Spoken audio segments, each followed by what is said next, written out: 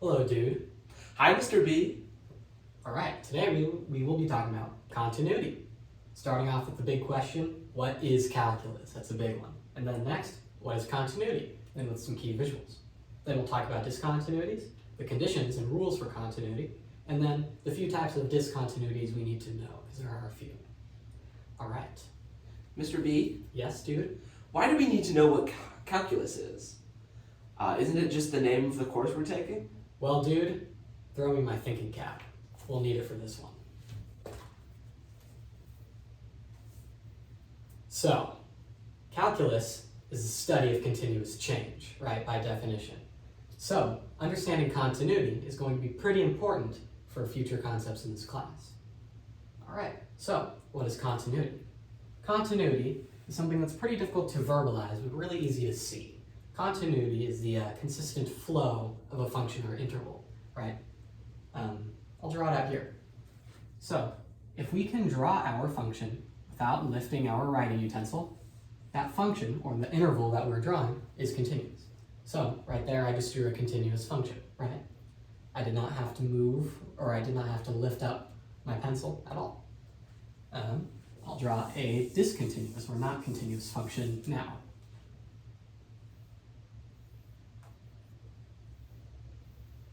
See there, I had to lift my writing utensil for the two separate parts of these functions, or this function. So yeah, discontinuity is really easy to see. You'll pick up on it right away. So next, we'll talk about discontinuities. Discontinuities are anything that causes our function, point, or just an interval to be not continuous, right? But before we talk about the types of discontinuity, let's go into the conditions and rules for continuity, because there are a few of them. So I'll draw this simple function here, just this linear line. I'll label this point here C, our input, and then just right about here 5, let's say for now. Okay, so these are the big 3 rules for continuity at any point, right? For a point to be continuous, f of c has to equal a number. It has to exist, right? If your function does not exist at an input value, it cannot be continuous, right? Next, the limit. We talked about limits last video. The limit as x approaches c, our input value here, of f of x also has to exist, right? And then kind of combining these last two, the limit as x approaches c of f of x has to equal f of c, right? So for this function up here, f of x, f of c equals 5, right? That's what we have written here. This point would be c comma 5. That's our ordered pair, right? The limit as x approaches c also exists, right? As we approach from the left and from the right, those left-handed, right-handed limits equal the same thing. In this case, they equal 5, and that leads into our third condition here. That limit equals 5, which equals f of c, which was also 5, right? Okay, so that's it for a point for discontinuity. Wait, Mr. B, I have a question. Yes? If we're talking about a specific point, how can it be continuous? So- isn't that a property of the whole graph? Remember, we're talking about limits here. We are getting really close to that input value c, right? And we're measuring what happens to the function as we approach c. So, for later in the course, understanding continuity at a point will be very important.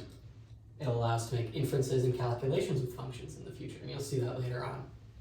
Okay, now with that, I guess we could talk about the types of discontinuities. So, there's a table I'll make here. There are 3 types of discontinuities we need to know about for this class right now. There is a removable discontinuity. You might have heard the word hole before in a past math class. So for example, I'll draw a function very similar to the last one, but you see there's a hole. Our function does not exist at c, right? So our first discontinuity is going to be a removable discontinuity. And that just means there's a hole, right?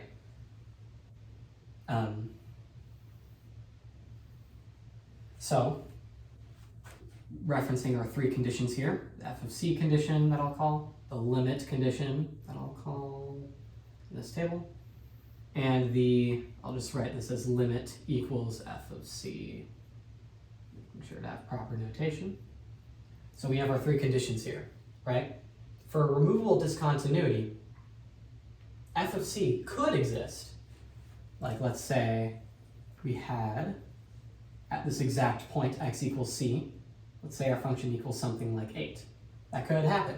F of c could exist, but f of c could also not exist, right? As shown in our original example there. The limit as x approaches c will always exist for removable discontinuity. So I'll kind of write these little x's and check marks here. Check mark for yes, x for no.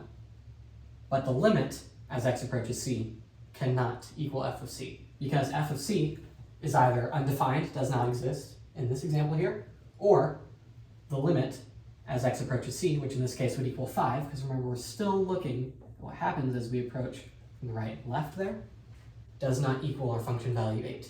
So this last condition can never be true, but the second condition always is true. All right, I'll erase this and show another example. Our second type of discontinuity is called a jump discontinuity. So a very common graph you'll see in calculus is one that looks like this. All right, so characteristically, we have a vertical jump right in this area here. So first off, I'll start with the limit condition, actually. The limit as x approaches c can never exist in a jump discontinuity, because if we think about it, as we approach this c input value from the left and from the right, we are not approaching the same value. From the left here, we are approaching this lower value, and from the right, we are approaching this upper value. Those two can never equal. So our limit condition cannot be true, cannot be satisfied, ever, in a jump discontinuity. So, similarly to the removable or whole discontinuity, f of c can exist or could not exist at c. So for example, this function here, f of c does not exist. You see I have two open dots there at x equals c. Let's say one of these dots was filled in. So f of c exists, but the limit as x goes to c does not exist, right? So again, here I'll write this x with a little check mark. And because this limit does not exist, it cannot equal f of c, even if f of c does not exist. So our third condition is also violated.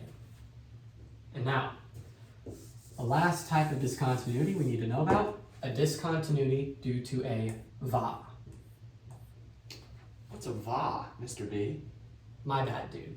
A VA, or VA, is an abbreviation for vertical asymptote. So I'll draw one here. Vertical asymptote is commonly denoted by a dotted line, dotted or dashed line. Here we have a vertical asymptote at x equals c. Very commonly in, for example, rational functions, ones that have fractions, variables in the numerator and denominator, you'll see stuff kind of like this. And so what's happening with this function? As we approach c, we're just going all the way up until to infinity. And like on this left side here, we could have our function go down, just shoot down towards infinity. But the important thing is that your function can never exist where there's a vertical asymptote. So right away, our first condition is violated. These lines here, these segments of the function, will get really, really close to c, but they will never equal c, right?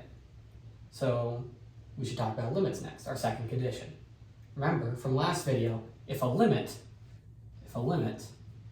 as x approaches c equals infinity, that limit does not exist, right? So if a limit equals positive or negative infinity, that limit does not exist. So our second condition is violated because as we approach c from both sides, we are going from the left side here to negative infinity, from the right side here to positive infinity. And both of these first conditions are violated, so this third condition has to be violated. This non-existent limit cannot equal this non-existent function value. So, final note for that. Even if, for example, f of c does not exist, and the limit as x approaches c does not exist, does not mean that those two are equal. dne does not equal dne. And I believe that's all I have for today. So, thank you, class. Thank you, Dude. Goodbye, everybody. Goodbye, Mr. B.